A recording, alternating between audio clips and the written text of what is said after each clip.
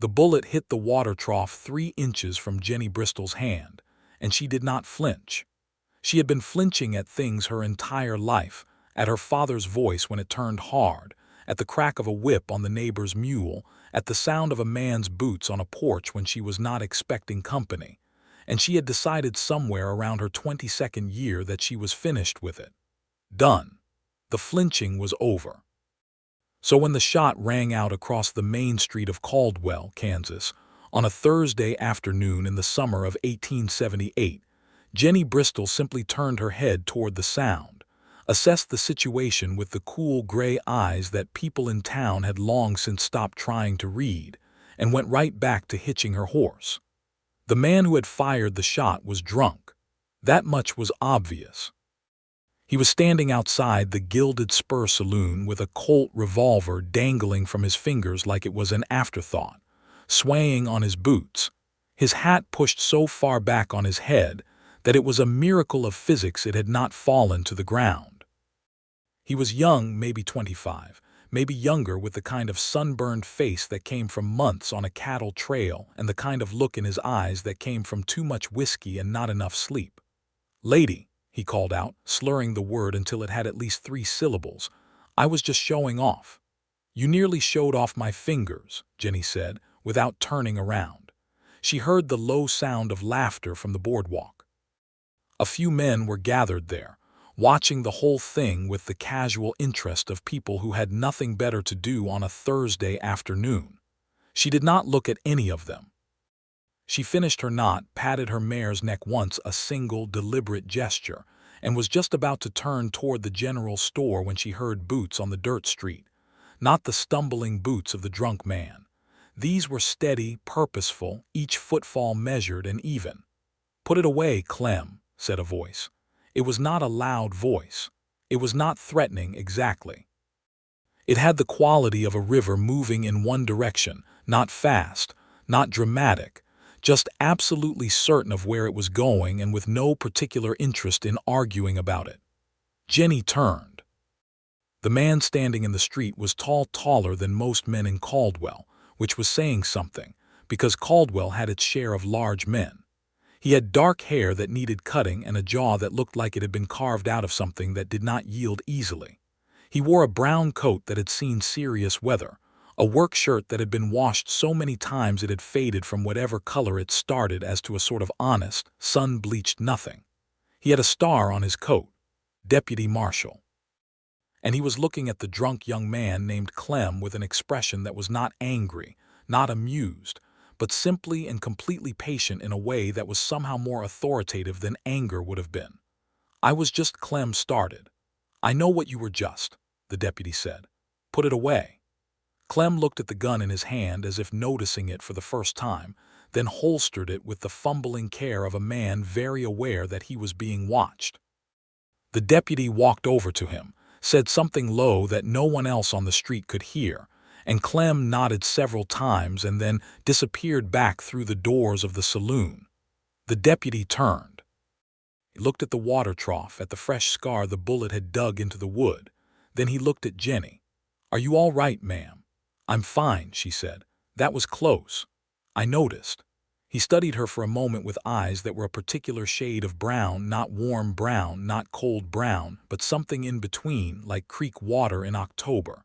There was something in his expression that was not quite a smile but was adjacent to one, something that suggested he appreciated the steadiness in her voice. "Clark Barlow," he said, and touched the brim of his hat. "Jennie Bristol," she said, "you're new to Caldwell, about 3 weeks new. Where'd you come from?" "Dodge City." Something shifted in his expression at that, not much, just a small tightening around the eyes, as if Dodge City meant something to him that it perhaps meant to most people in this part of Kansas. Dodge City in 1878 was a place with a reputation that had been earned the hard way, and a woman coming from there alone meant a dozen different possible stories, almost none of them simple. "You settle here for good?" he asked. "I settled here to find out," she said. "That's as definitive as I can be at present." This time the expression on his face was unmistakably something close to amusement, though he contained it with the discipline of a man who spent a lot of time keeping his expressions under professional control. "Well, Miss Bristol," he said, "I'd recommend avoiding the stretch of boardwalk in front of the Gilded Spur on Friday and Saturday evenings. Clem isn't the worst of them." "I appreciate the advice," she said. "I don't always take it." "I noticed," he said. He touched his hat brim again and walked back toward the jail, which was at the far end of the main street, and Jennie watched him go for exactly 3 seconds before she turned and walked into the general store, because she had flour and salt to purchase, and she was not the kind of woman who stood in the street watching men walk away. She was, however, the kind of woman who thought about things. And she thought about Clark Barlow intermittently for the rest of that Thursday, in the small, irritating way that a person thinks about a song they have heard once and cannot quite remember all the words to. Jennie Bristol had come to Caldwell, Kansas, with a wagon, a horse, a rifle, $43 and some cents, a trunk of clothes, a box of books, and a plan that was more outline than detail. The plan was this: she was going to open a school. Not a proper schoolhouse, not yet, but a school in the back room of the church, which the Reverend Aldous Prewitt had agreed to rent to her for $6 a month, which she could afford if she also took in mending and helped Mrs. Calder at the laundry on Wednesdays.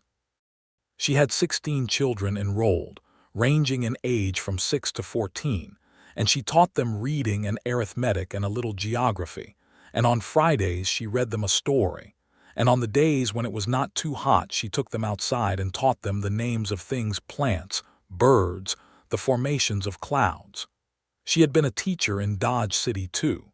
She had been a teacher in 3 towns before that. She moved when things stopped working, and things had stopped working in Dodge City in a fairly definitive way when the man she had been engaged to, a businessman named Gerald Fitch, had turned out to have a wife in Topeka and a gift for lying about it. She had given the ring back and left, and she was not particularly bitter about it, but she had decided that she was going to stop making plans that involved other people's decisions and only make plans that involved her own. That was why she had come to Caldwell. That was why she had the school. That was why, when she thought about Clark Barlow and his October water eyes, she told herself it was simply professional interest. He was the deputy marshal. She was a school teacher. Their lives would inevitably intersect in a town of this size. It was practical to be aware of who he was. She was very good at telling herself things. It was 2 days later, on a Saturday, when she saw him again. She was at the market, looking at the price of sugar with the focused attention of someone whose $43 was now $31 and needed to last, and she heard his voice at the counter, talking to Mr. Hobart, the storekeeper, about something she paid no attention to until she heard her own name. "The new school teacher," Clark was saying. "Miss Bristol." She turned around. He was standing at the counter with a list in his hand, an actual written list, which somehow surprised her, and he saw her see him, and his expression shifted into that almost but not quite smile again. "Miss Bristol," he said. "Good morning." "Good morning, Deputy Barlow," she said. "Clark," he said. "Nobody in this town calls me Deputy Barlow except when they're about to ask me for something official." "Then Clark," she said. "Jennie," he said, as if trying the word out, making sure it fit. She looked at his list. She could see that it had 8 items on it, written in handwriting that was neat but compressed, like a man who had learned to write in a hurry and never quite had time to slow down and make it graceful. "You make lists," she said. "I forget things if I don't write them down," he said, without a trace of embarrassment about admitting it. That quality in him, the complete absence of pretense, was something she noticed and filed away somewhere. "What kinds of things?" she asked. "Mostly practical things," he said. "Coffee, ammunition, what day the circuit judge comes through, but sometimes other things. Things I want to remember for a reason I can't always explain right away." She did not know quite what to do with that, so she said, "That's a reasonable system." "It works for me," he said. Mr. Hobart appeared from the back with Clark's order, and Clark paid and gathered his things, and he looked at her once more before he left with that same measuring, honest quality in his gaze, as if he was not trying to determine what she thought of him, as if what she thought of him was genuinely secondary to simply seeing her clearly. And then he was gone. Jennie bought her sugar and walked home through the Saturday heat of Caldwell and told herself very firmly that she had more important things to think about. The school was more important. The children were more important. The list she was making in her head of what books she needed to order from the catalog, the problem she was having with Thomas Aldridge, who was 12 and bright, and absolutely convinced that school was beneath him, the question of whether she could afford to buy a second map, since the one she had was starting to separate along its folds. Those things were important. Clark Barlow was not important. She would admit to herself much later, completely wrong about that. The problem with a town like Caldwell was that it was not large enough to avoid people. In a city you could go weeks without encountering the same person. In Caldwell, you encountered everyone constantly, and the encounters were never neutral, because everyone in a small town was always engaged in the project of figuring out where everyone else stood. Jennie figured out where she stood in Caldwell fairly quickly, and where she stood was admired by the women who had children in the school, regarded with mild suspicion by the women who did not, found interesting by most of the men in the way that a lone woman who did not appear to need anything from anyone is always found interesting, and apparently completely invisible to Clark Barlow, who spent the 2 weeks following their conversation at Hobart's general store doing absolutely nothing to seek her out. She did not seek him out either. She thought about him sometimes, which was irritating. She thought about the way he had handled Clem, no drama, no performance, just the simple authority of someone who was clear about what was right, and had decided not to make a fuss about enforcing it. She thought about the list with its compressed, purposeful handwriting. She thought about the word Jennie said in a voice that was used to saying things carefully. She taught her 16 children and mended clothes in the evenings and read her books and was perfectly fine. It was the 3rd week of August when things changed. She was riding back from the Calloway farm. She had been out there to speak with Nora Calloway about her daughter Mee, who was 8 and had not been attending school because Mrs. Calloway was ill and Mee was needed at home, and Jennie had gone to discuss whether Mee could come in the mornings at least, when her horse came up lame on the way back. Not badly lame. A small stone had worked its way under the right front shoe, and Jennie dismounted in the middle of the road between the Calloway farm and the town and lifted the hoof and examined it, which she knew how to do, and found the stone, which she could see, and determined that she could not get it out with her fingers, which was a problem. She did not have a hoof pick with her. This was an oversight, and she acknowledged it to herself frankly. She had been riding a lot since coming to Caldwell, and she should have been better equipped. She stood in the road and looked at her horse, whose name was Maple, and at the several miles between her and town, and she assessed her options. She could walk. The road was good, and it was not yet evening. She could walk and lead Maple, and it would take perhaps an hour, and she would arrive tired and dusty but fine. She heard hoofbeats and turned. Clark Barlow was riding toward her on a big gray horse that moved like it was made for the plains, long stride, easy pace, completely unhurried. He saw her standing in the road, saw Maple with her head down, and slowed without being asked. He stopped. He looked at the situation.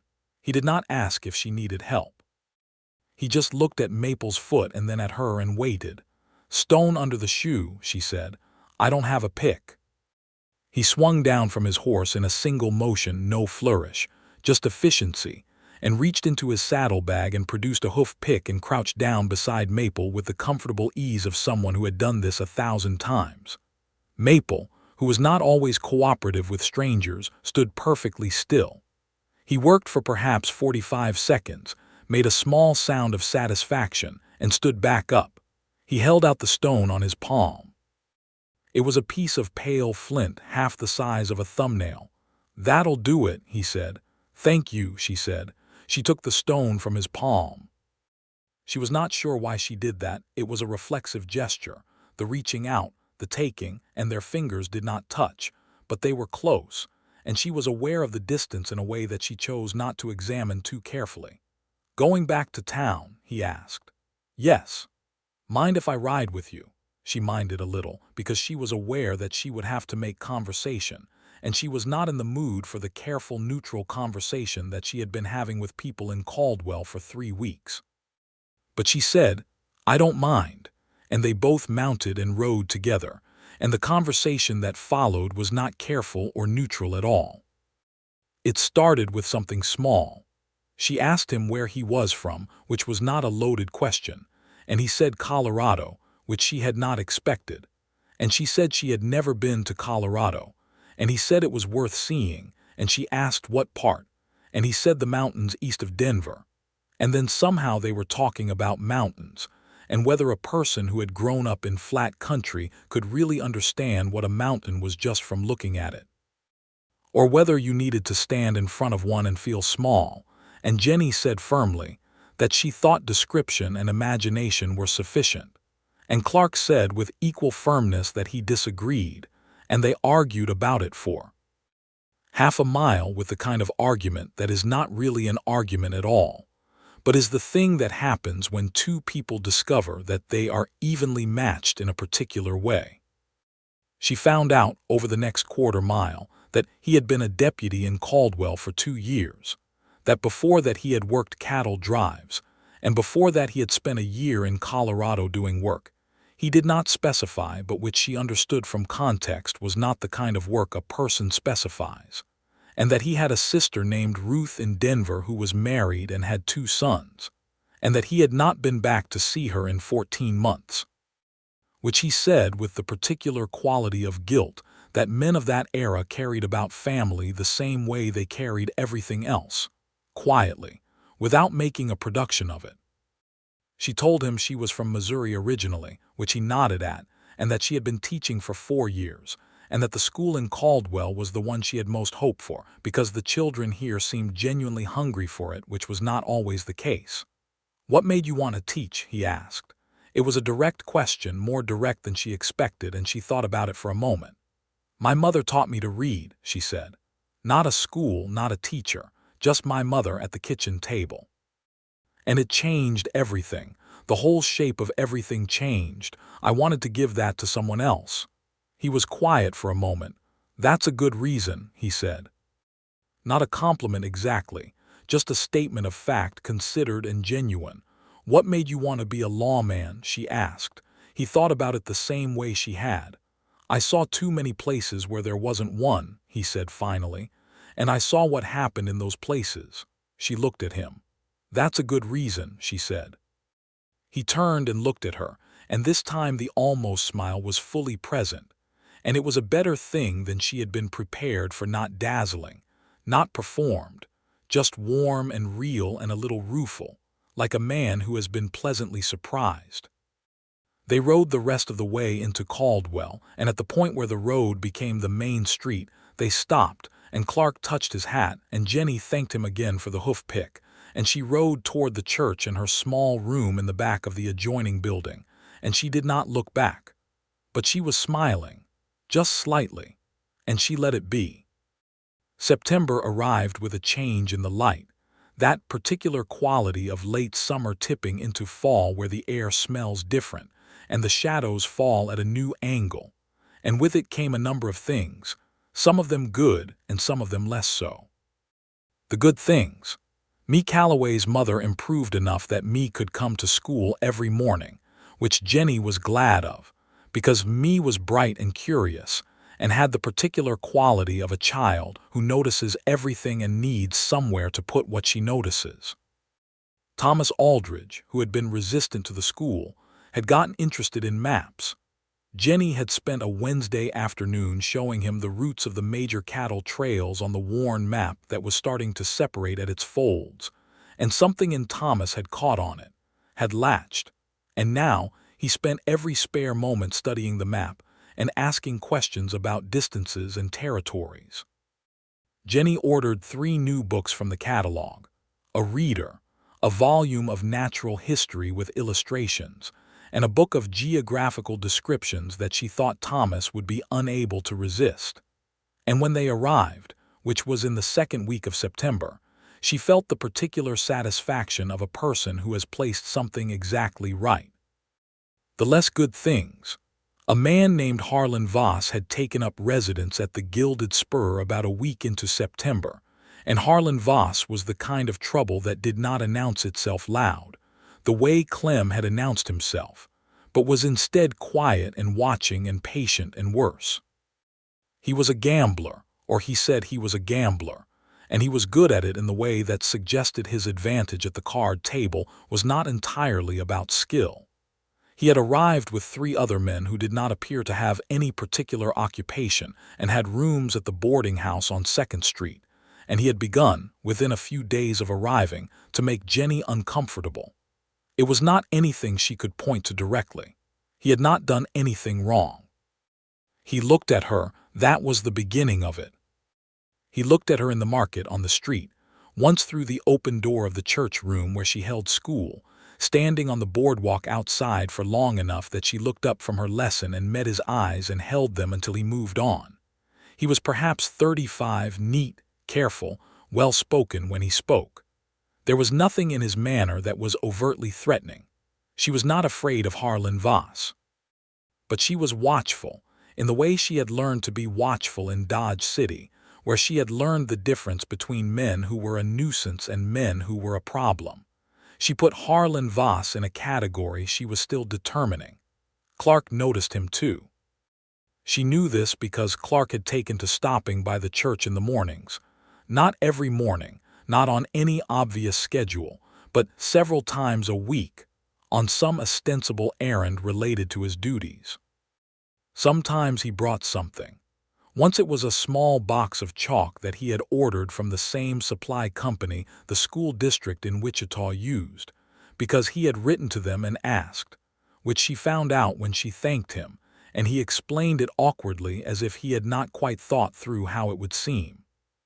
Once it was just coffee, 2 cups, carried from the little place that operated out of the back of the feed store, and he sat on the steps of the church with her in the early morning air, and they talked about nothing urgent, about the fall weather coming in, about a hawk that had been hunting in the field behind the church, about a letter she had gotten from a woman she had taught with in Abilene. She had started to know things about him. She knew that he slept badly, which she could tell from the quality of tiredness in his eyes on certain mornings, and from the way he mentioned it once briefly, as a fact rather than a complaint. He said that the town was never quite quiet at night, and his mind did not let things go easily. She knew that he had strong opinions about coffee, which should be black and should be hot, and moderate opinions about almost everything else, which was a quality she had not encountered often in men.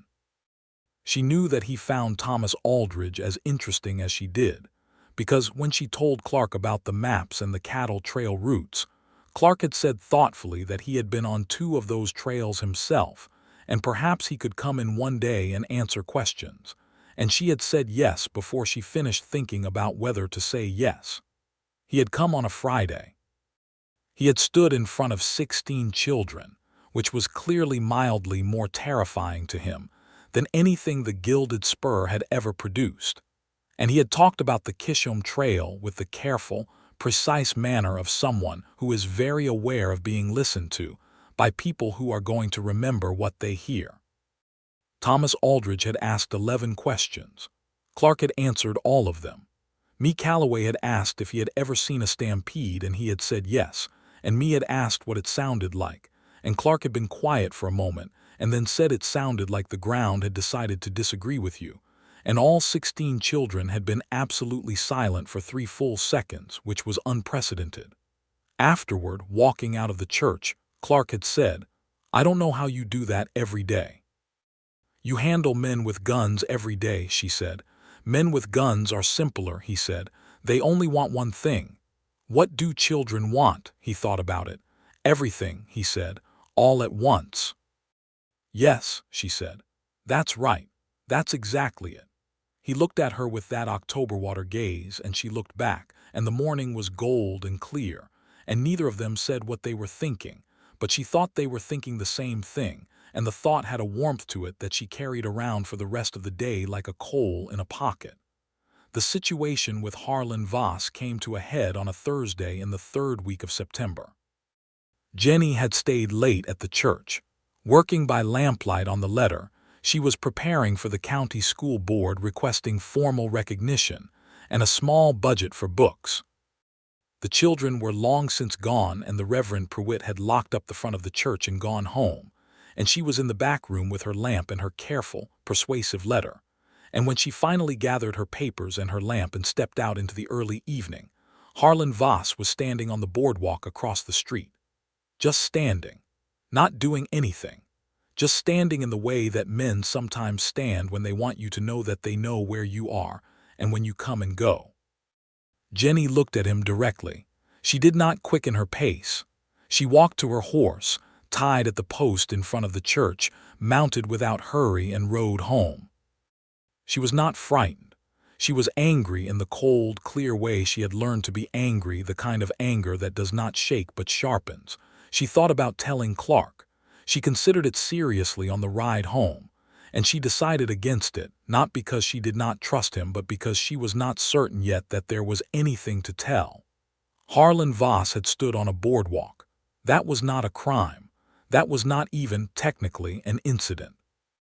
She woke up the next morning still angry and went to school and taught an excellent lesson on fractions, and did not think about Harlan Voss until the afternoon, when Clark appeared on the church steps. She knew from his expression that he had seen it or heard about it. Caldwell was small and people talked, and someone on that street had seen what she had seen. "Jennie," he said. "I know," she said. "I'd like to talk to you about Voss." "Then talk." She sat down on the steps and he sat beside her, and he told her what he knew about Harlan Voss, which was this. Voss had been in Ellsworth the previous year, and had been asked to leave after a card game went badly wrong, and the other player, a cattle dealer from Texas, had been found with his money gone and a knife wound in his side that he survived but could not precisely explain. There was no arrest, no formal accusation, just a pattern that Clark had heard about from the marshal in Ellsworth, who had written a note when Voss moved on, the kind of note that traveled between lawmen when someone became a region's problem rather than a town's problem. "He hasn't done anything here," Clark said. "Not formally, but I've been watching him." "I've been watching him too," she said. "I know," he said. "He knows you've been watching him. I think that's part of the interest." She was quiet for a moment. "I don't need protecting, Clark," she said. "I want to be clear about that." He turned to look at her. His expression was not patronizing, not defensive. It was serious and considered. "I'm not here to protect you," he said. "I'm here to do my job, which is to keep the peace in this town. You're part of this town, but I'm not suggesting you can't take care of yourself." She studied his face. "You mean that?" she said. "I mean everything I say," he said. "More or less. That's a qualification." "Sometimes I don't know what I mean until I've said it," he admitted. "Then I know." She almost smiled. "What do you suggest?" she asked. "Be careful at night," he said, "and tell me if anything changes, not because you can't handle it, but because I'd rather know early than late, and because—" He stopped. "Because," she said. He looked at her for a moment with an expression that had moved beyond professional, that had shed that layer and was something else underneath. "Because I would rather nothing happened to you," he said simply. It was not a declaration. It was just a statement, honest, direct, without ornament. She felt it land somewhere quiet inside her, somewhere she had been keeping locked. "I'll tell you if anything changes," she said. "Good," he said. He stood up and she thought he was going to leave, and then he said, with his back half turned to her, "There's a harvest social at the Pratt farm week after next. You might have heard about it." "I've heard about it." "I was thinking about going," he said. "I was thinking maybe you'd consider going with me." There was a quality in his voice, not nervous exactly, but careful, as if he was handling something that could go either way and knew it. She thought about it for exactly the right amount of time. "I think I'd consider that," she said. He turned to look at her. The smile was fully present this time, warm, real, just a little helpless, as if it had arrived without his permission. "Good," he said for the second time. The 2 weeks before the Pratt Farm social were the best 2 weeks Jennie had had in a long time, and she was honest enough with herself to acknowledge why. It was not just the school, though the school was going beautifully.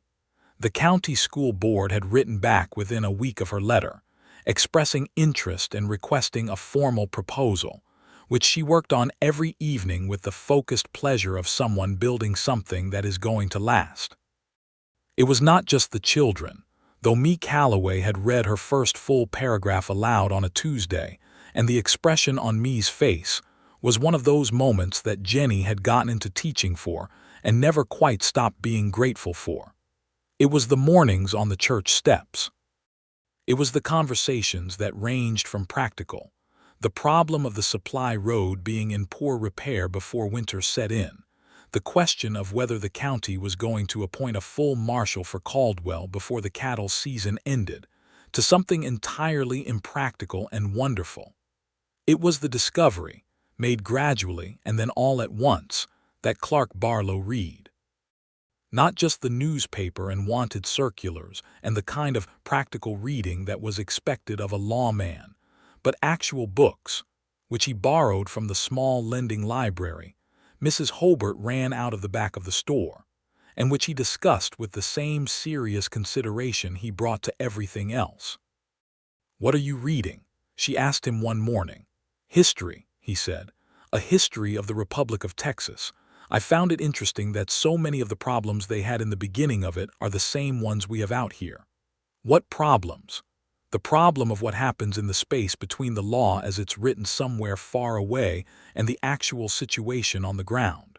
The law in Washington doesn't always know what's happening in Caldwell, Kansas. And the people in Caldwell, Kansas, don't always know what the law in Washington intends. That's a political problem," she said. "It's a human problem," he said. "Politics is just what we call it when human problems get large enough." She looked at him. "Have you always thought like this?" she asked. "I don't know how I always thought," he said. "I know how I think now. Is that different from what you expected?" "Yes," she said honestly. "And no, you're very different from what I expected and somehow also exactly what I thought you were. I haven't worked that out yet."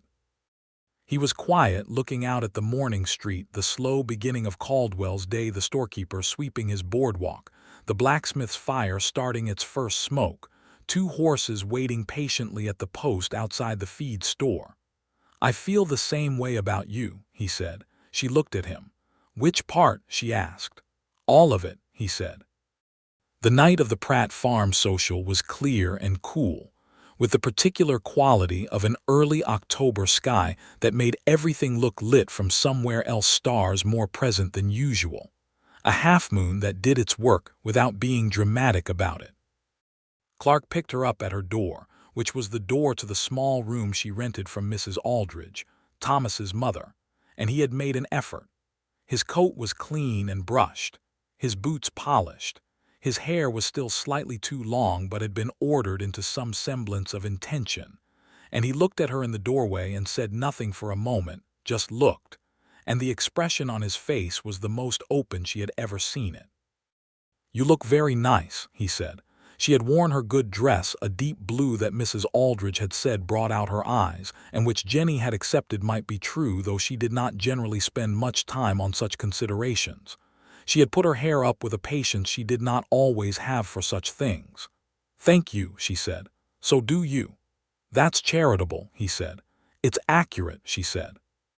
They rode out to the Pratt farm together, and the social was everything that a harvest social in 1878 was meant to be: lanterns strung from the barn's door frame, tables of food that represented the communal labor of every household in the county, fiddle music from the Caldwell brothers, who could not quite agree on the tempo of anything but could not be argued with on the melody, children running in the dark between the adults' legs, the smell of fresh-cut hay and wood smoke, and the season turning. Jennie danced twice, once with Reverend Pruitt, who was a surprisingly capable dancer for a man who appeared on Sundays to have very little relationship with rhythm, and once with Clark, who was not a capable dancer in any technical sense, but was steady and present, and held her with the same quality of absolute attention he brought to everything. And she found that she did not particularly care about technical capability when the attention was like that. They walked away from the dancing at some point, not by agreement exactly, just by the gravity of the thing between them that had been building for weeks. They walked to the fence at the edge of the Pratt property where the field began, and they stood in the dark with the music behind them and the stars above them and the smell of the turned earth of October. "I've been thinking about something," Clark said. "Tell me," she said. "I've been thinking about what it is about you that I haven't been able to stop thinking about," he said. "And I keep coming back to the same thing." "What is it?" "You're not trying to be anything," he said. "You're just what you are. All the way through. I've met people who were brave, and I've met people who were smart, and I've met people who were good at what they did. I haven't met many who were all of those things without making any kind of performance of it." She was quiet for a moment. The music was a lively reel now, and someone was laughing loudly and genuinely from the direction of the barn. "I've been thinking about something too," she said. "Tell me." "I've been thinking about how long it's been since I trusted someone quickly," she said. "I don't usually. I build it slowly, I test it. I've had good reasons to be careful. But with you," she paused. "It's been different. I noticed it and I didn't know what to do with it." He was looking at her. "What did you do with it?" he asked. "I decided to leave it alone and see what it became on its own," she said. "And what has it become?" She turned to look at him fully, and in the half-moon light his face was very clear and very honest, and the October water eyes were watching her with the same patience and care that had been there from the beginning, and she said, "Something I don't want to leave alone anymore." He reached up and touched her face, just the tips of his fingers, gentle and careful, and she turned her face into his hand for a moment, just slightly, just enough, and then he leaned in and she met him, and the kiss was brief and certain and warm, and when it ended they were both standing very still in the field at the edge of the Pratt property, with the music behind them and the October sky above them. "I'm not a simple situation," she said against his shoulder, which was where she found her face had arrived, practically speaking. "I have the school and I intend to keep it. I'm not interested in being managed. I have opinions and I will argue them. I've been through things that changed me and I won't pretend they didn't." "I know all of that," he said. "I know it and I'm not here to change any of it. I'm just—" He paused and she felt him think about what he was going to say. "I'm just here." She lifted her face from his shoulder and looked at him. "She said she did not need saving," she said quietly, almost to herself. He looked at her with perfect understanding. "I'm not here to save you," he said. "I never was." She believed him. She had believed him from the beginning. She realized it standing there, that the ease with which she had allowed this, the speed with which she had trusted it, was not recklessness or wishful thinking but something more accurate. She had been reading people carefully for 24 years, and she knew how to read the ones who meant what they said. And Clark Barlow meant what he said, all the way through. They rode back into Caldwell late, and the town was quiet and lamplit and ordinary, and at her door he held her hand for a moment before she went in, and she went in smiling in a way that she did not attempt to moderate. October was a good month. The school board proposal was accepted. Not the full budget she had asked for, they gave her half, but half was real money, real books, and the formal recognition that meant the school was no longer something she was holding up by herself, but something the county was acknowledging as a permanent institution. She stood at the window of her room after the letter arrived and let herself feel what that was for several minutes. Then she sat down and wrote thank you letters and a budget allocation plan and a list of the books she was going to order first. Clark walked over in the evening and found her at her small table surrounded by papers. "Good news," he said. She showed him the letter. He read it. He read it twice, she noticed, which was a habit of his, reading everything twice, once fast and once slow, as if the first read was for the facts and the second was for everything else. Then he put it down and looked at her. "Jennie," he said, "that's real." "It's real," she agreed. "You did that," he said. "From nothing you built that." She looked at him for a moment, at the expression on his face, which was uncomplicated pride.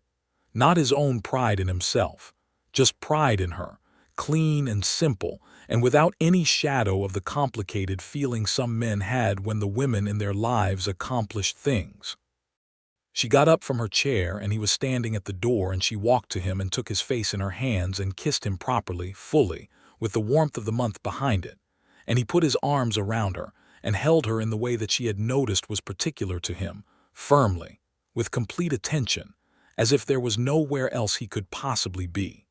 Harlan Voss, in the meantime, was becoming a problem. In the last week of October, the Texas cattle dealer came through Caldwell.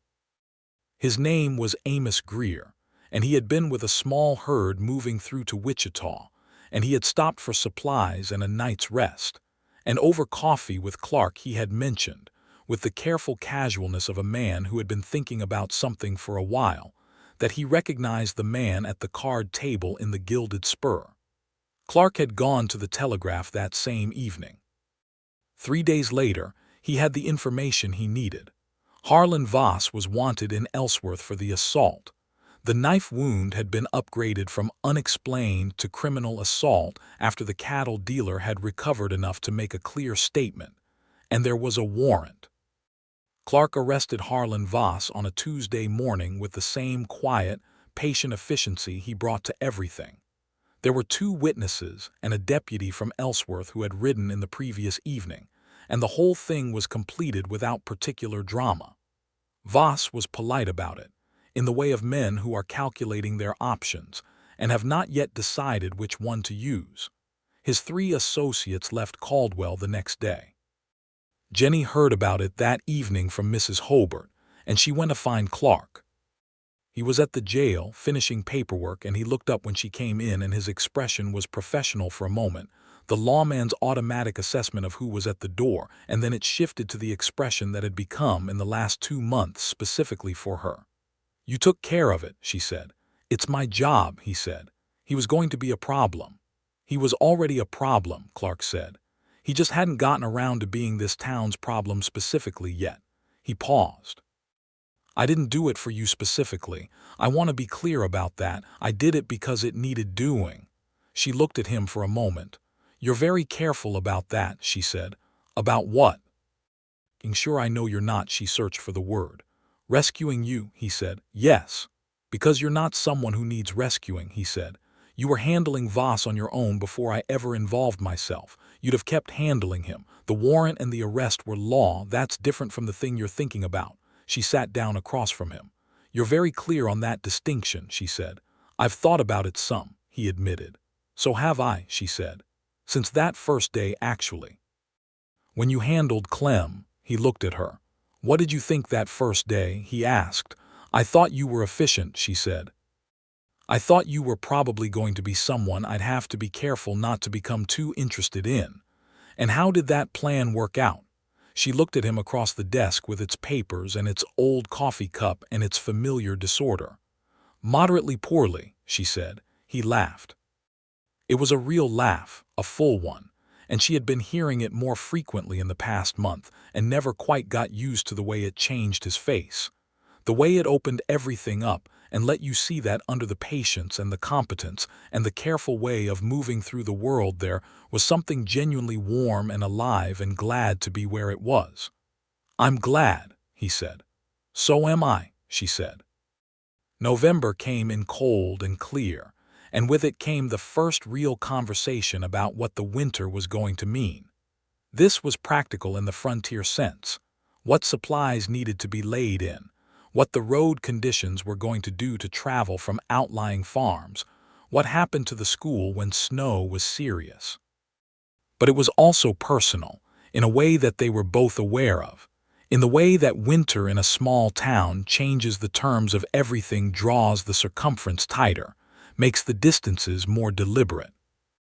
Clark had been mentioning, in the general way of someone who was not quite ready to be direct but was working up to it, that the small house on the north end of town was available for lease, and that the rent was reasonable, and that it had a room that would make a better study than the boarding house's tiny second bedroom. This was not subtle, and Jennie was not dense, and she listened to it with the quiet attention she gave to things she was deciding about. On a Friday evening in the second week of November, sitting by the stove at Mrs. Aldridge's kitchen table, Mrs. Aldridge had gone to visit her sister. Thomas was presumably asleep. The house had the particular quality of privacy that good houses occasionally offer. Jennie said, "Tell me what you want, Clark, not the house specifically, what you want." He had been looking at the stove. He turned and looked at her. "You know what I want," he said. "I want to hear you say it." He was quiet for a moment in the way that meant he was choosing words with actual care. "I want to wake up in the same house as you," he said. "I want to drink coffee with you every morning before the day starts. I want to know that when I come home at night you're going to be there, and I want to know that when you need something I'm the person you think to look for. Not because you need someone to look for, I know you don't, but because I want to be the one you want to find." She looked at him. "I want all of that," she said. "I want it clearly, and I'm not afraid of saying so, but you should know what it means to want it with me. The school is not something I'm willing to give up, not ever. My opinions are my opinions. My independence is real, and I intend to keep it." "I know that," he said, "and you want it anyway." "Jennie," he said, with a kind of quiet exasperation that was affectionate, "I want it because of those things, not in spite of them. I would not want a different version of you. I don't think you're complicated. I think you're exactly as straightforward as you appear to be, and I find that—" He paused. "I find that remarkable." She leaned across the table and took his hand. "Ask me properly," she said. He looked at her for a moment with the expression she had first seen at the harvest social, the open, unguarded thing that he did not show most people. "Jennie Bristol," he said, "will you marry me?" "Yes," she said, without hesitation. They were married in December, on a Saturday that was cold enough that the breath showed but bright enough that the light was beautiful, in the church where she had been teaching for 3 months, with the Reverend Pruitt conducting the ceremony and 16 children in the front rows who had been promised that if they sat still and behaved, they would each get a piece of Mrs. Hobart's ginger cake, which was an effective incentive. Mrs. Calloway was there, still a little fragile but present, with me sitting beside her looking solemn with happiness. Mr. Hobart and his wife were there. Thomas Aldridge was there, in a clean shirt, looking at the proceedings with the characteristic Thomas expression of finding things interesting despite his determination not to appear interested. Clark's sister Ruth had sent a letter that arrived 2 days before the wedding, which Clark read and then read again, and then handed to Jennie with an expression on his face that was complicated and tender. Ruth wrote that she was glad and that she hoped to come in the spring when the roads permitted, and that she had been waiting for Clark to find someone stubborn enough to match him, which she hoped was not rude to say. "She sounds exactly like you described her," Jennie said. "She's better than I can describe," Clark said. "I'm looking forward to you meeting her."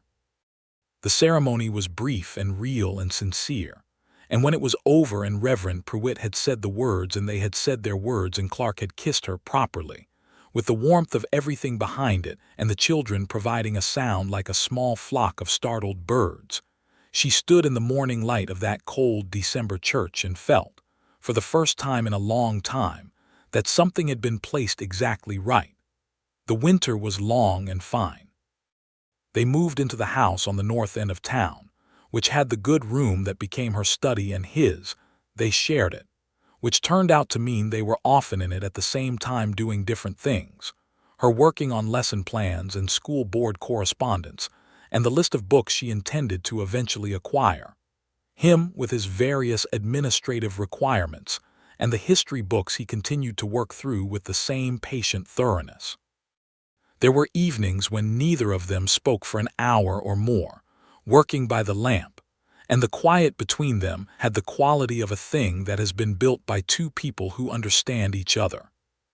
There were also evenings that were not quiet at all, evenings of argument about politics and philosophy and the proper use of the semicolon, which was a disagreement that went on for 3 weeks and was never fully resolved, and evenings that were warm and private and belonged entirely to them. She found out she was pregnant in late February, when the winter was beginning to tip, and the first cautious signs of spring were appearing in the color of the sky in the morning. She sat with it for a day before she told Clark, not because she was uncertain about telling him, but because she wanted a little time to sit with the weight of it herself, to let it become real before it became a conversation. She told him in the evening in the kitchen, when he came in from a cold ride and was warming his hands at the stove, and she was standing behind him, and she simply said it, "I'm pregnant." He turned around and his face went through several things very quickly: surprise, and then something enormous and wordless, and then his eyes went very bright and he crossed the kitchen in 2 steps and took her face in his hands with the same careful tenderness he had shown that first night at the fence, and he said, "Jennie," in a voice that had nothing else in it but that word and what it meant. "You're happy," she said. I don't have a big enough word," he said. "Yes, I'm happy." She leaned her forehead against his, and they stood there by the warm stove in the winter kitchen. And she was happy too, in the full and quiet way of someone who has stopped being surprised by good things and started just receiving them. She wrote to Ruth. Ruth wrote back within a week. Ruth was a good and faithful correspondent, with a letter full of practical advice and genuine warmth, and the news that she had already told her husband Joseph and her 2 boys, and that they were all planning to come to Caldwell in May regardless of whether Jennie wanted visitors, and Jennie wrote back that she wanted visitors very much. The spring came in earnest by April, and with it came the full green expansion of the Kansas plains, the light different from winter light, larger somehow, and the road to the Callaway farm and the other outlying farms accessible again, and a general sense of the world opening back up. The school continued. Thomas Aldridge had turned 13 in March and was beginning to be seriously good at geography, and had started, with Jennie's encouragement, writing his own observations of the terrain and weather, which she was privately convinced might be the beginning of something significant in him. Callaway could now read with full fluency, and had started borrowing books from Mrs. Hobart's lending library on her own, which Mrs. Hobart reported with great satisfaction. Clark's work continued. The cattle season was beginning again, and Caldwell in the cattle season was a town with different energy, louder and more complicated, the population swelling temporarily with trail hands and their requirements, and the particular quality of trouble that comes from large groups of men who have been working hard in difficult conditions for months, and have arrived somewhere with money and free time. Clark handled it with the same patient, even competence he brought to everything, and he came home tired some evenings but clear in a way that suggested the tiredness was honest and the work was meaningful to him. Ruth and Joseph arrived in May, with the 2 boys, Samuel, who was 8, and Henry, who was 5, and the meeting between Ruth and Jennie went the way Jennie had imagined it might go, which was that they liked each other immediately and extremely, in the way of 2 people who operate on the same frequency and recognize it at once. Ruth had the same October water eyes as her brother, the same quality of saying things clearly and meaning them, and she walked around Jennie's house and looked at everything: the books, the school board letters on the desk, the map on the study wall that Thomas Aldridge had given her as a gift, and which was considerably more detailed than the one she had been using, and said to Clark, "She's real, then." "What did you think she was?" Clark said. "I thought she might be what people say sometimes when they want to sound better than they are," Ruth said, "but she's the actual thing." "I know," Clark said.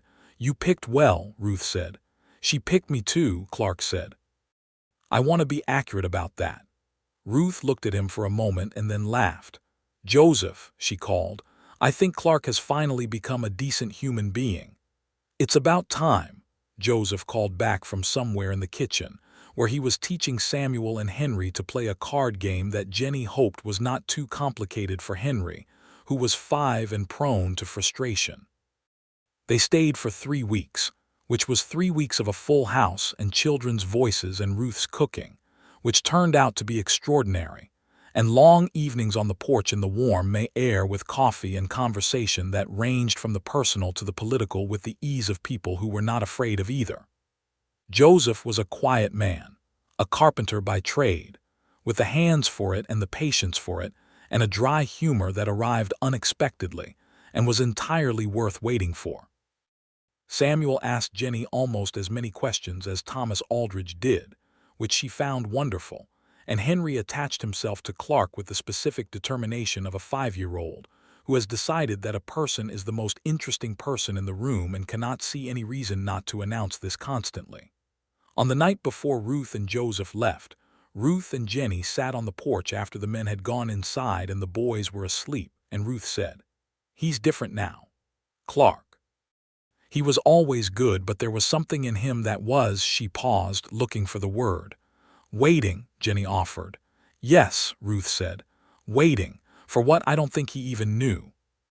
And now he's not waiting anymore." She looked at Jennie. "You did that." "He did that himself," Jennie said. "I was just here." Ruth looked at her for a moment. "Yes," Ruth said. "That's it exactly.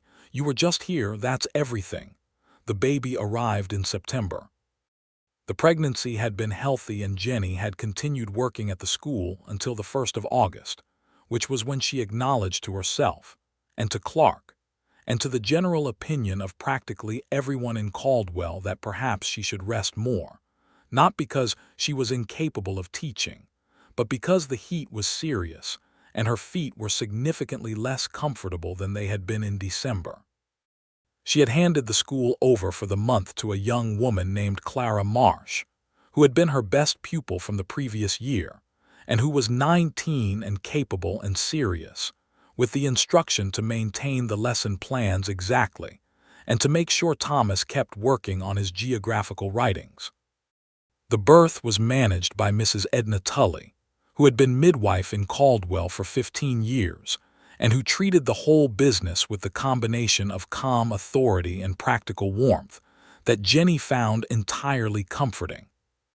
Clark was present for the relevant portions of the labor, which was not standard practice but which Clark insisted upon, and which Jennie appreciated, and he held her hand through the worst of it and was exactly as steady as she would have expected him to be. The baby was a boy. He was born just before dawn on a September morning, and the sky outside the bedroom window was the particular pink gold of that early hour, and he was healthy and loud and emphatic about his arrival, and Clark held him for the first time with the expression of a man who has been ambushed by something enormous and has no defenses against it and does not want any. They named him William James Barlow William for no particular reason except that it was solid and real, and James for Clark's father, who had died when Clark was 19, and whom Clark mentioned sometimes in the way that people mention things that shaped them before they had words for the shaping. "William," Jennie said, holding him in the early morning, the light coming in, Clark beside her with his arm around her and his hand resting lightly on the baby's small back. "William," Clark agreed. "Will Barlow," she said. "That sounds like someone who makes things happen." "That's appropriate, given his entry into the world," Clark said dryly, and she laughed, which woke Will briefly and then Will settled back into the uncomplicated sleep of a person who has just completed an enormous project. She wrote to Ruth the same day. Ruth's letter back arrived 12 days later and contained a small knitted blanket in blue wool and 6 pages of advice, and the news that they would come for Christmas if the weather permitted. The school resumed in October under Jennie's direction, with Will being minded in the mornings by Mrs. Hobart, who had offered immediately and frequently, and was given to arriving at the school with small gifts for Will wrapped in cloth that was often better quality than was strictly necessary.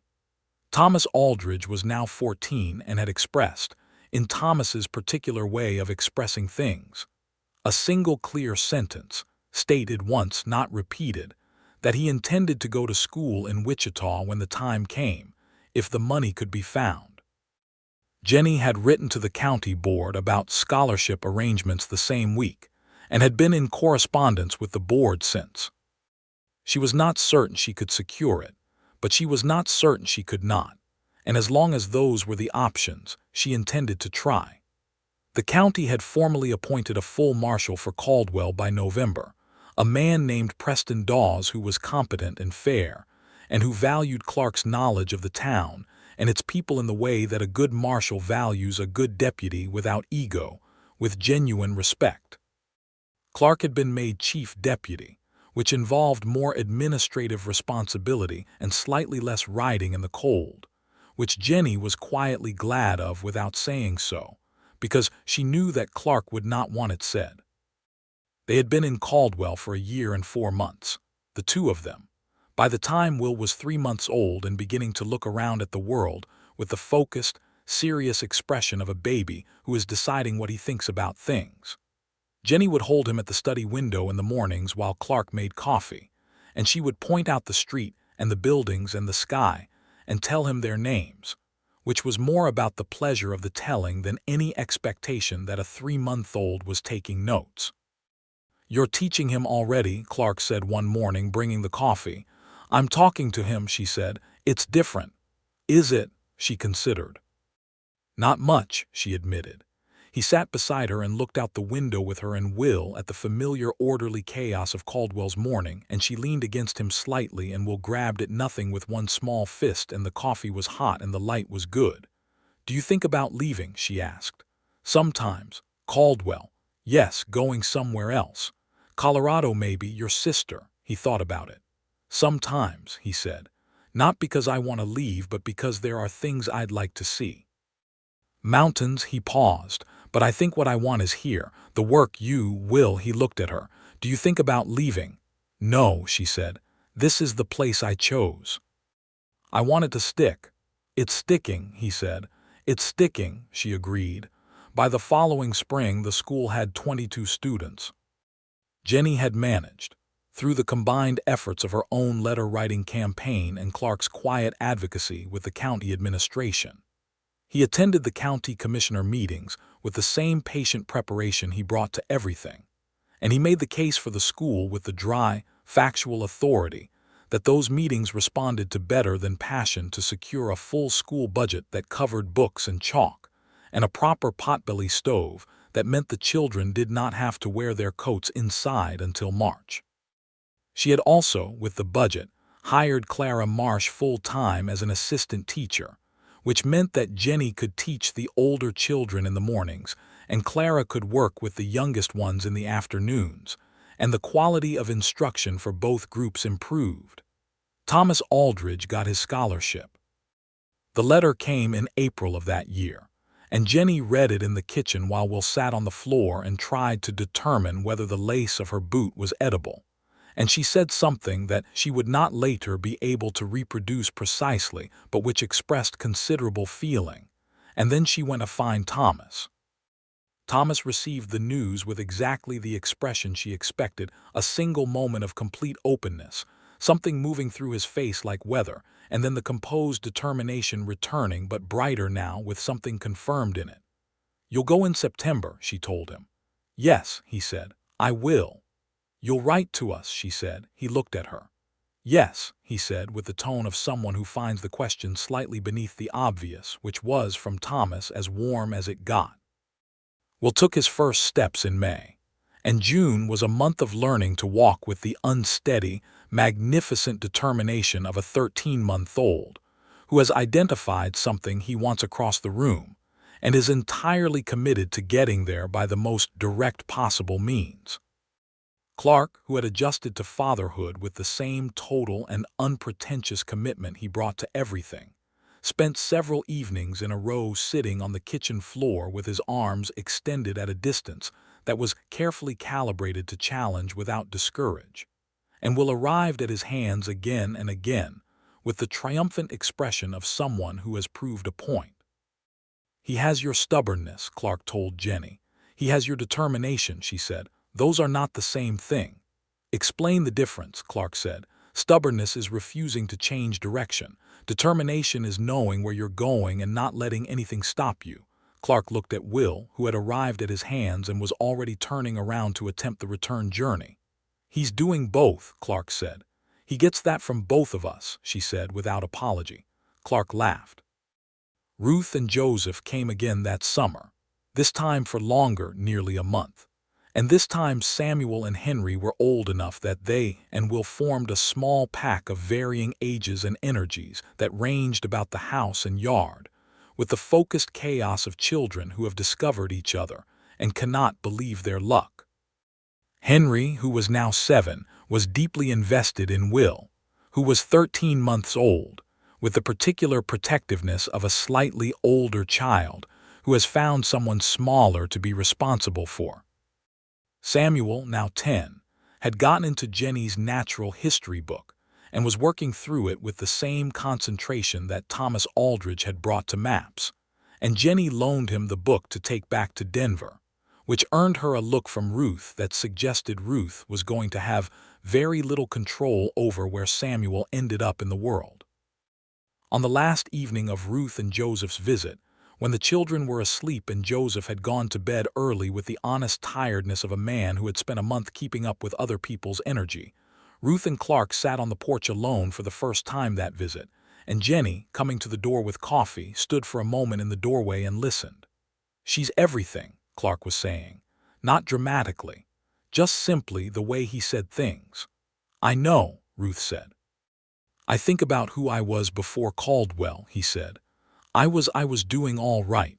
I was doing what needed doing. But I hadn't found the thing that made it matter in a particular way, the specific way." "You needed her," Ruth said. "No," Clark said. "That's not the right word. She doesn't need me, not in the way people mean when they say need, and I don't need her like that either." He stopped. "I'm better with her," he said. "I see more clearly. I want more things, good things, the kind of things worth wanting. I'm more," he paused. "Present," he said finally. "I'm more here." Ruth was quiet. "That's the right word," she said. "Present, yes." Jennie stepped back from the door and let them have their moment and went back to the kitchen, and she stood by the window in the warm evening and thought about what he had said. Present.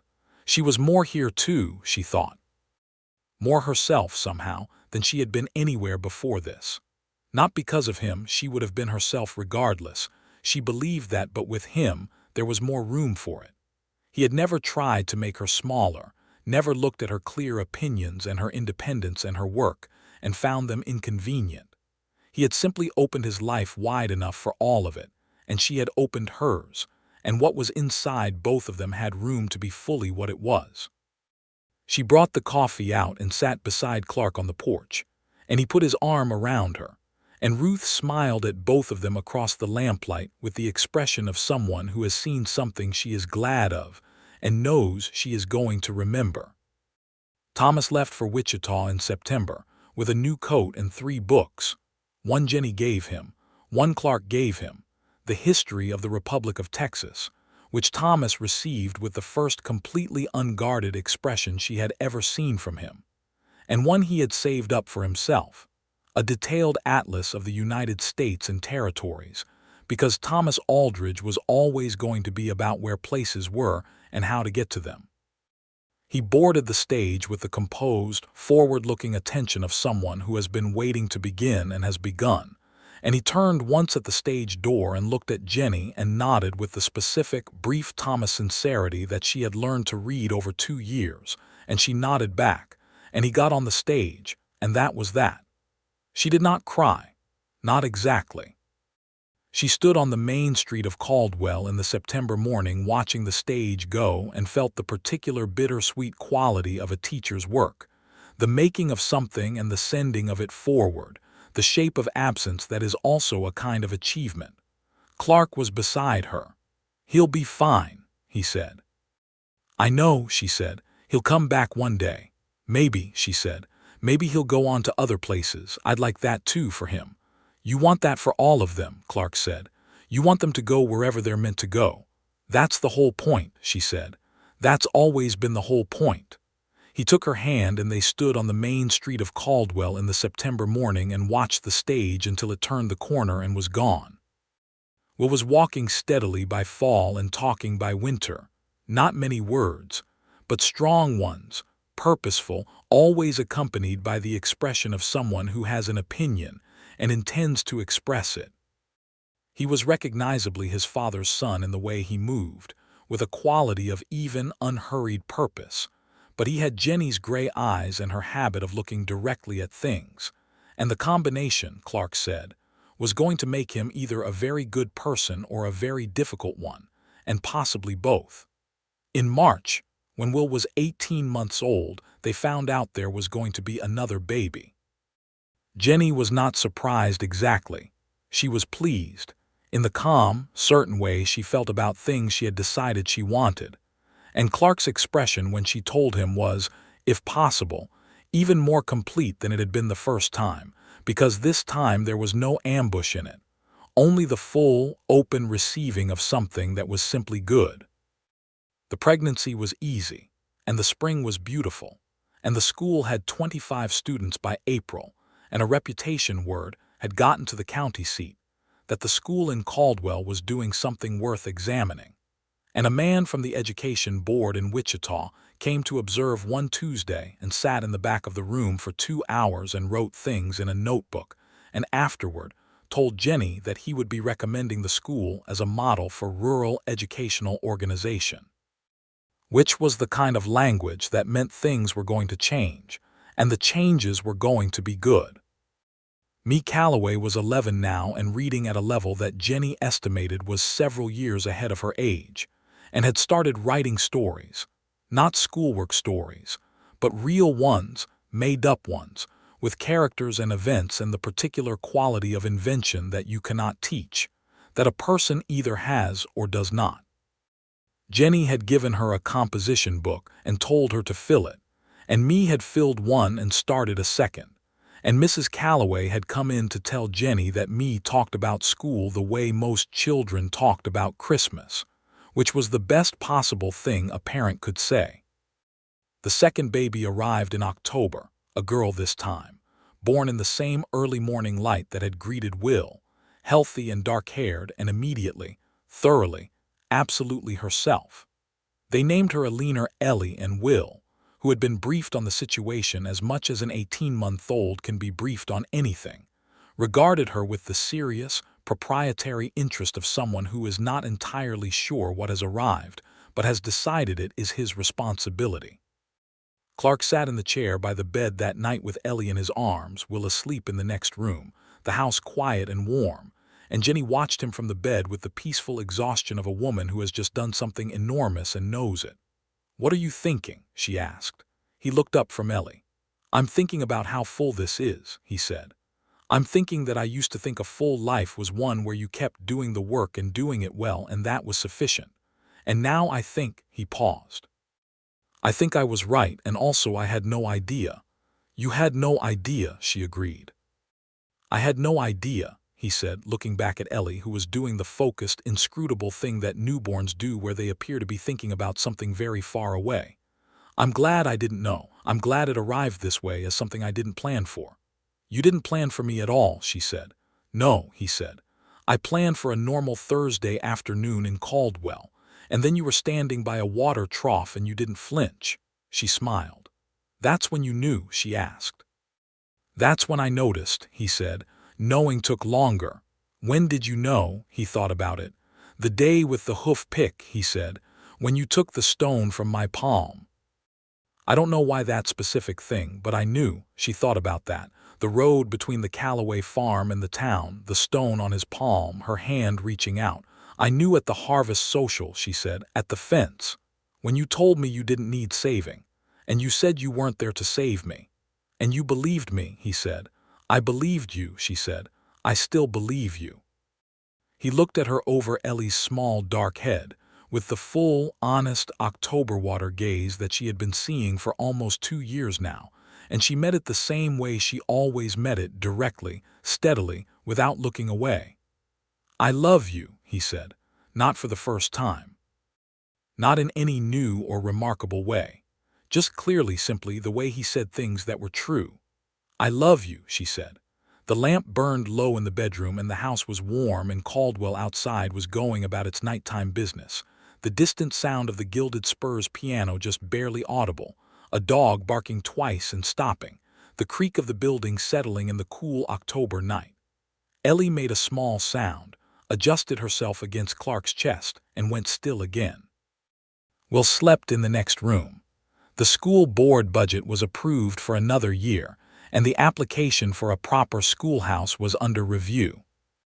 Ruth had written last week that she and Joseph and the boys would come for Christmas and stay until after the new year. Thomas Aldridge had sent a letter from Wichita. His handwriting was the same compressed, purposeful style, but there was more of it now, more range, and he wrote about his geography courses with the kind of specific enthusiasm that meant he had found the right place, the right direction, the right purpose. He asked how the school was and how Will was, and he mentioned, briefly and almost incidentally, as if he was not sure how much weight to give it, that there was a girl in his geography lecture who asked questions very much like the kind he remembered being asked himself once by a certain teacher in a church room in Caldwell.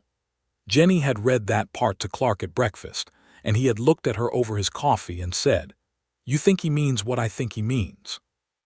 "I think Thomas Aldridge doesn't mention things incidentally," she said. "I think everything he mentions he means." "Then good for him," Clark said. "Good for him," she agreed. She had written back to Thomas with her full letter, and at the end she had added, "Keep writing the observations. The geography of the world is one thing. The geography of a life is another. You're good at both." She had meant it. She meant everything she said, too. They had that in common, she and Clark. They had several things in common that mattered and several things that did not match at all, and the combination was exactly right, in the way that things are exactly right when they have been earned rather than assumed. The night deepened.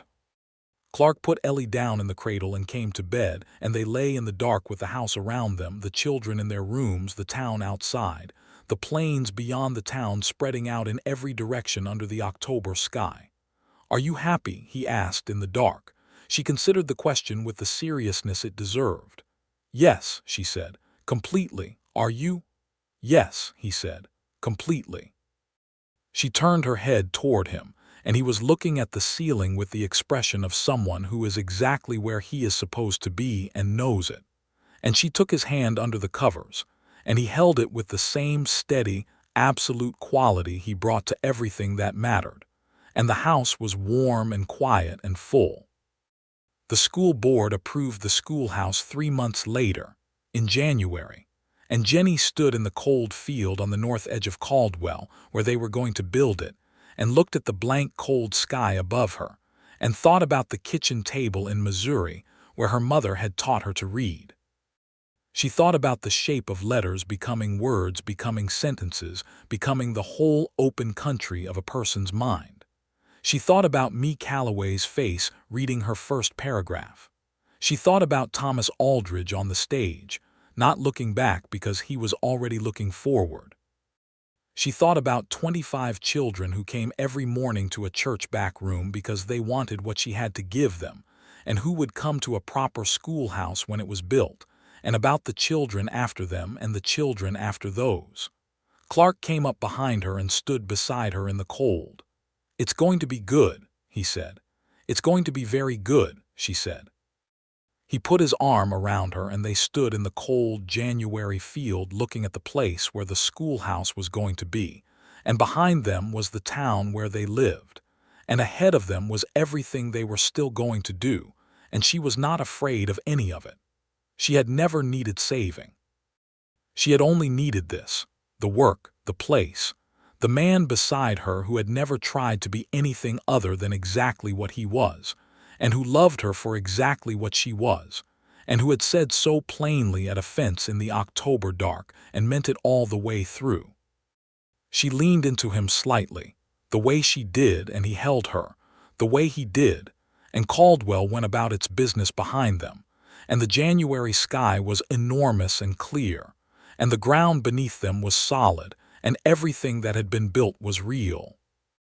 William James Barlow turned 2 that September, and by then he was running, and talking with the emphatic certainty of someone who has a lot to say and cannot see why anyone would delay, and he had a habit of walking into rooms as if he had been expected, and was merely arriving on schedule, which Clark said he got from Jennie and Jennie said he got from Clark, and Ruth, who was present for this discussion on her 3rd visit, said he clearly got it from both of them, and the argument was therefore resolved. which ended it. Eleanor, called Ellie, grew into a baby who watched everything with the same careful, particular attention that her father had, the way his gaze would rest on something and take it fully in before moving to the next thing. She reached for the world with both hands and received what she reached for with the open, complete satisfaction of a person who expects the world to deliver and mostly finds that it does. The schoolhouse was finished in April. It was not large, one room, properly built, with 4 windows and a real stove and 2 rows of proper desks that the county had supplied, and a blackboard which Jennie regarded on the first morning she stood in front of it as one of the finest things she had ever seen. She wrote the date on it in chalk, April the 14th, 1880, and then the word welcome in her best writing, which was considerable. 28 children came on that first morning. Some of them she had been teaching for 2 years. Some of them were new, brought by the news that there was now a real school, a proper building, a thing that had permanence. She stood at the front of the room and looked at all of them, at me Calloway, now 12, reading fluently and writing her stories in composition book after composition book, at the new faces, young, watchful, waiting to find out what this was, at Clara Marsh at the side of the room, 19 and capable, and already showing the kind of patience that made a good teacher. And she felt the thing that she had always felt when she stood in front of children who wanted to learn. She felt the kitchen table in Missouri. She felt her mother's voice saying the letters. She felt the whole shape of everything changing. She began. Clark was at the door. He had walked with her to the schoolhouse on the first morning, as he walked with her most mornings now, and he stood in the doorway for a moment watching her begin the lesson, and she knew he was there without looking, in the particular way that she always knew where he was, had always known from the beginning. She heard the door close softly. She was glad he had come. She was glad he was here. She was glad for all of it, for the road that had led to Caldwell, for the Thursday afternoon and the water trough, and the man who had handled trouble without drama and looked at her with October water eyes, for the harvest social and the fence and the words spoken in the dark, for the house on the north end of town and the children in their rooms and the mornings on the porch with coffee, for the school that had become a schoolhouse and the schoolhouse that was going to become a legacy and the legacy that was going to outlast all of them in the best possible way. She was glad she had not needed saving. She was glad he had never tried.